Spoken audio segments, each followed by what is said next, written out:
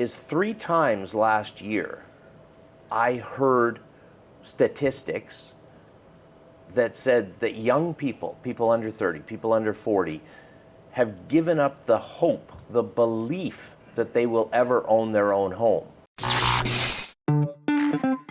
Welcome to the 5 Questions podcast, where we unlock real estate and business insights one question at a time.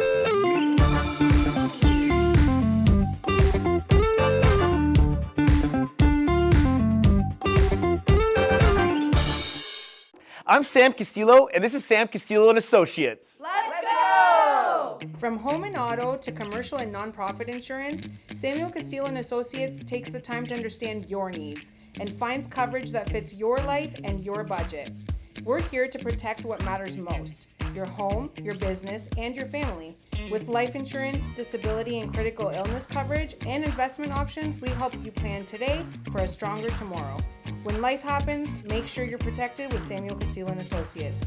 Call us today at 905-978-1721 or email at the address below and experience the peace of mind you deserve. Welcome to the 5 Questions podcast. My name is Mario Lamar and I am your host. I'm very excited today. We are filming a podcast episode at the REI Summit at Sea in front of a live audience. You guys can make some noise.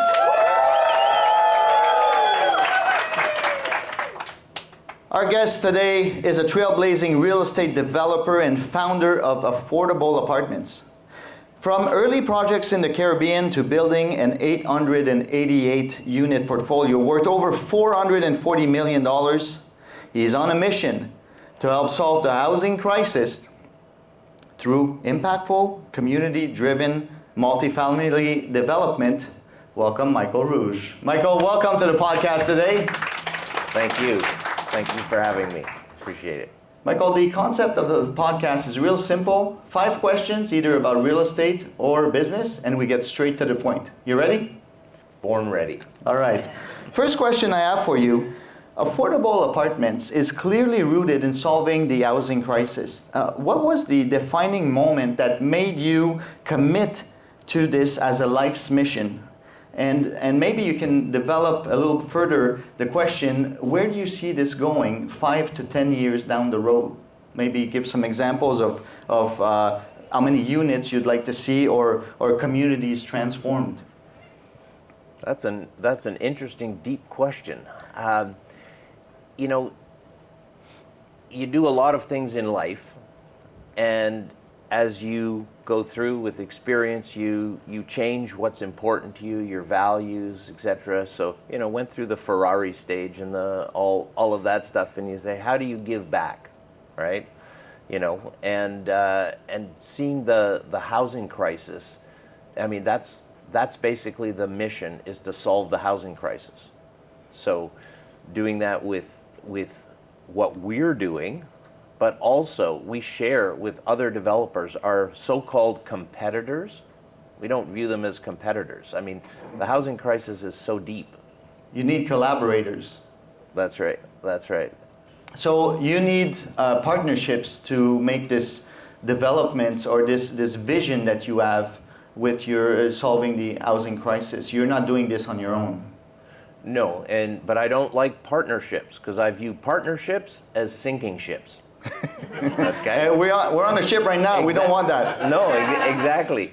But joint ventures is, in my opinion, my experience, you know, doing this for 45 years, partnerships can dissolve, but joint ventures where everybody has their own specific task and it's laid out, that is a better formula for success. And if we go into the second part of the question, your vision, how many units or maybe what type of communities you'd like to see in your ideal vision world that you have in your mind?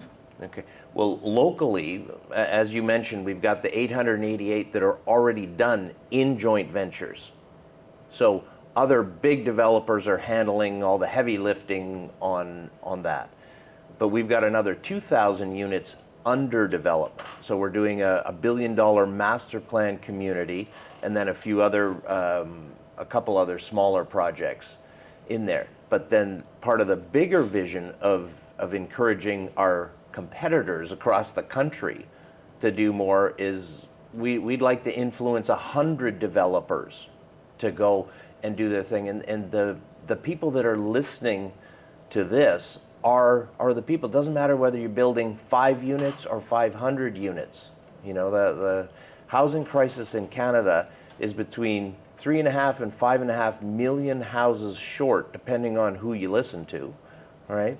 So that's going to take 1,000 developers, 2,000 developers doing all different sizes of houses, and that comes back to the mission of solving the housing crisis, whatever way it has to happen. So you're showing the way. You want to influence developers to follow your steps and do this across Canada.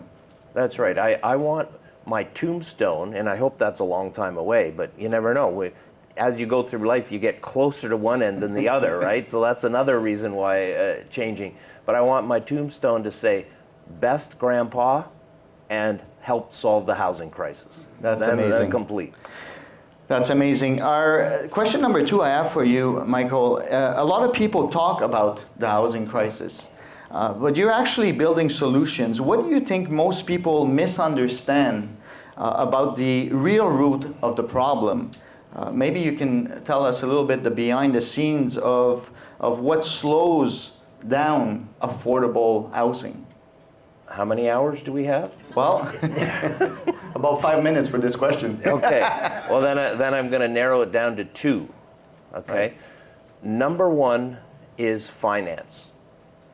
Okay. The financial world is structured for the big boys. The big boys get much better interest rates, much easier, can go and do it that way. So, I spend 70% of my time on funding the projects, okay? Then the second big one, as we all know in this game, is dealing with the cities, the municipalities, bureaucrats. They're just, instead of coming up with the 100 things on their checklist, of which only 20 are necessary, they focus on coming up with the 80 instead of just coming up with the 20, right? And it's the time for that. I mean, there's a reason why people are just avoiding some big cities, because it takes 5 years to get approval on something. So if you look back 40 years ago, you could get approvals in 3 weeks on a lot of projects. And now it's years. So that's one of the reasons we have this housing crisis. If you went back and said, well, if the time to get all these approvals kept increasing, now you have whatever we would build in 5 years, that's how much we have short. Yeah. Right? So working backwards that way. And so by having people work with you, and you've been doing this for 40 years now, you can show them the ropes of maybe how to get easier financing for these types of projects that maybe they want to work on.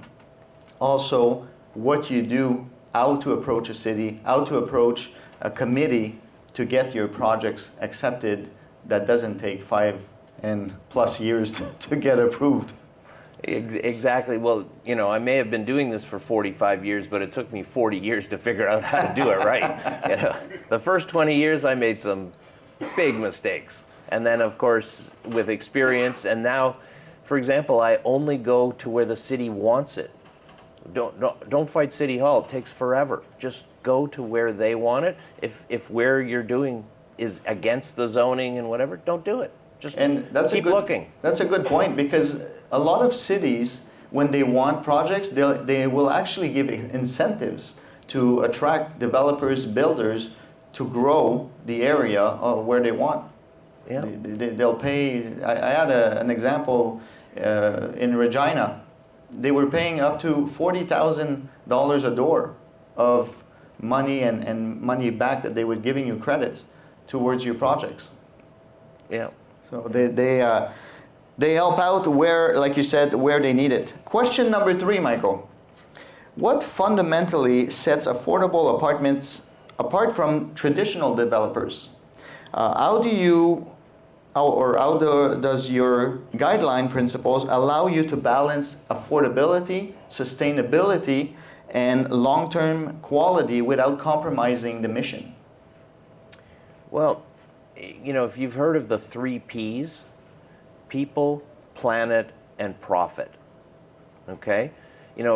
A lot of people think profit is a dirty word. It's not. If you don't have profit, you can't be sustainable. You can't repeat, right? So Absolutely. the people have to win, the planet has to win, and it has to be profitable. And I've added a 4th P, purpose. Okay? So for example, on the things that we build, we make them greener than what the building code needs to be. Okay? I have some great competitors that were friends, right? We talk, and they build a 5 out of 10 or a 6 out of 10, and that's great for their business model. But I only build 7 or 7.5 out of 10s, right? No gold toilets, right? Nothing like that.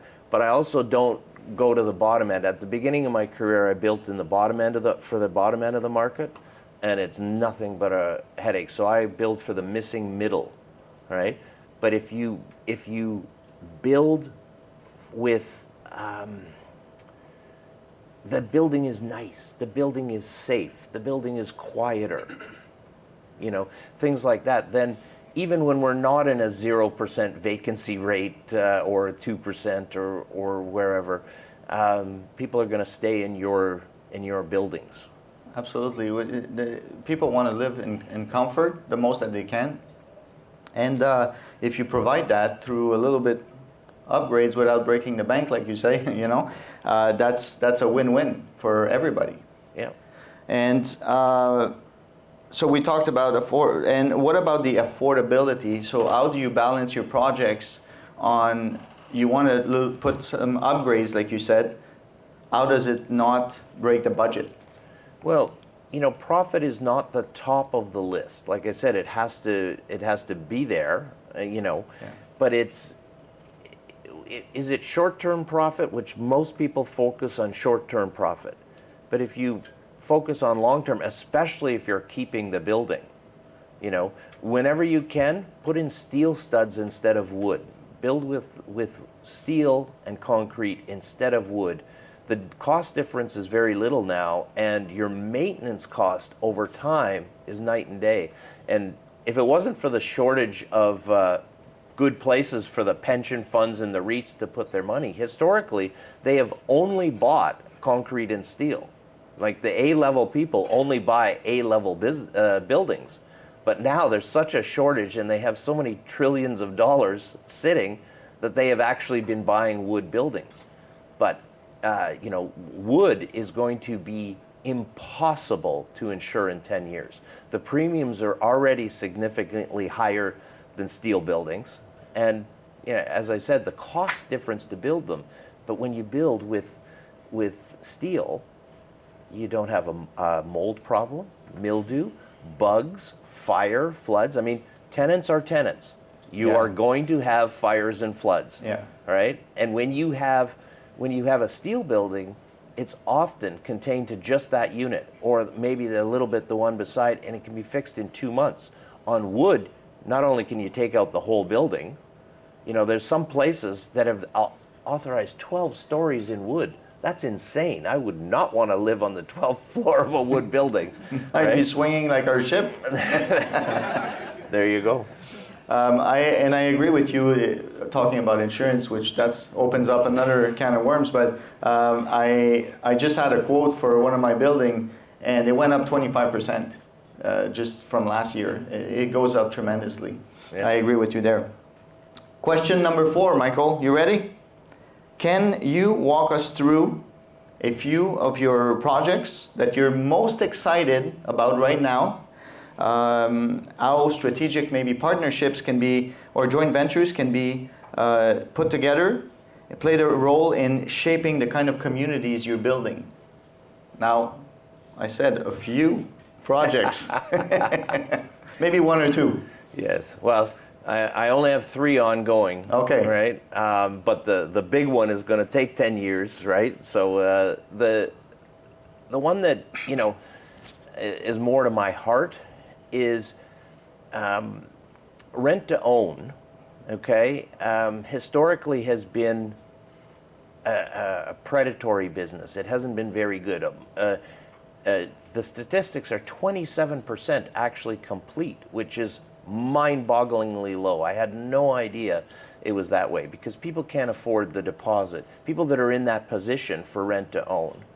And then the increased amount monthly. So we figured out, and the lawyers, when I'm asking, can we do this? They're, like the puppy twisting their head, right? Nobody's ever done that before. I said, good, right? We figured out, let me step back. One of the reasons, like you said, what's near and dear to my heart is 3 times last year, I heard statistics that said that young people under 30, people under 40, have given up the hope, the belief that they will ever own their own home. Yeah. Right? And I mean, that's just wrong for society, right? It's a very broad thing. So I get a brilliant idea about once a decade, right? Usually comes about 3 a.m. And I said, well, why can't we combine this cheap CMHC financing, 2.5%, on a 50-year amortization? Why can't we combine that with rent to own, where 0 deposit for the people, 0 increased rent. So in other words, if the apartment's $1,500 a month, it's $1,500 a month. But what we do is we get way better tenants. So it's not just about them, it's also about us. We get way better tenants when we say 20 years from now, we give you your apartment.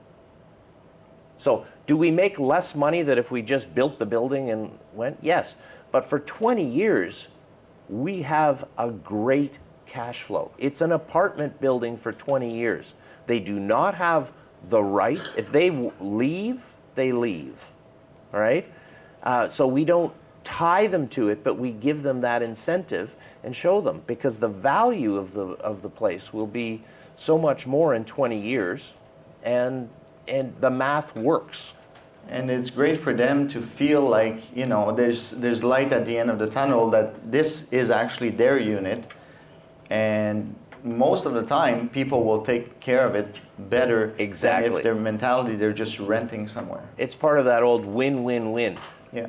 We have to win, they have to win, and society, everything around it has to win, right? And it works. And what about the other project? The other project I'm doing on the high end of what we normally do of the missing middle. Okay. And the reason that one's different is you have to adapt in real estate, right? Yeah, absolutely. So we are doing a 32-unit condo project on the water, and there's no one in our valley. All of our projects are southern Vancouver Island, okay, in the Duncan area. And we're doing these condos. It's the first condos ever done on the water side of the road, which is mind-boggling. How can that be? I actually, even though I lived there, I went driving the whole coast going, there has to be something I didn't know about. So we're doing that, and yeah. That's amazing. All right, Michael, we got one final question for you. For people watching who cares deeply about the housing crisis, and want to be part of the solution, what are the most meaningful ways they can get involved? Or maybe you can let the audience know, or the camera, an email or how to contact you. So we've all had good deals and bad deals, Yeah. right? We've all had things go wrong, things go right. And what I've found is the way that the deals I do have evolved is everything is a loan.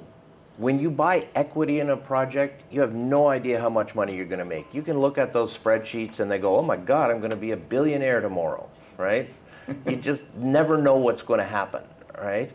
So what we figured out to do, and it's so that you can sleep better at night and I can sleep better at night, is when we do it as a loan, you know, this is even before my time, but to date myself, Roy Rogers had a line, because he was a big investor, one of the early Hollywood stars, right? He had a line is, I'm much more concerned with the return of my money than I am the return on my money, right? Yeah. So what we do is, when we do a project, people put in $250,000 and they get 10% interest compounded. And then, whether we build the project, whether we sell the project, okay, say we sell like the 888 units that I did, okay, 3 different projects, 3 different developers, but they come in and they pay out all of the loans, my loan, your loan, with the compounded interest, plus we put $1 million on top, okay, for a special dividend, and we retain a piece of the project. But the magic is that you've got all your money back with interest before I get paid, before anybody gets paid, and now we have 0 in that project. And whether we own 1% or 5% or 20% of that project, it's free. So I've got 888 units being built, and I don't have capital in those projects. That formula is amazing. I'm really excited that you put that together. And how can people contact you? Because this is a very interesting way to invest in real estate. Yeah. I don't do social media, but Okay. you can reach me on WhatsApp or cell 250-466-5366. And the email is michael@affordableapartments.ca. So it's apartments with an S and .ca, because I have people call me, I emailed you, it didn't work. Well, it was .com. So michael@affordableapartments.ca. Michael, thank you so much for taking your time to answer my questions today. It was a great podcast. I hope our listeners take a piece of your wisdom with them on their journey when they invest in real estate. And once again, thank you for being part of the 5 Questions podcast. And thank you for the great questions. Thanks for tuning in to the 5 Questions podcast. If you enjoyed today's episode, don't forget to subscribe, like, and hit the notification bell on our YouTube channel so you never miss an episode. Stay tuned for more insights and tips to transform your real estate and business game. See you next time.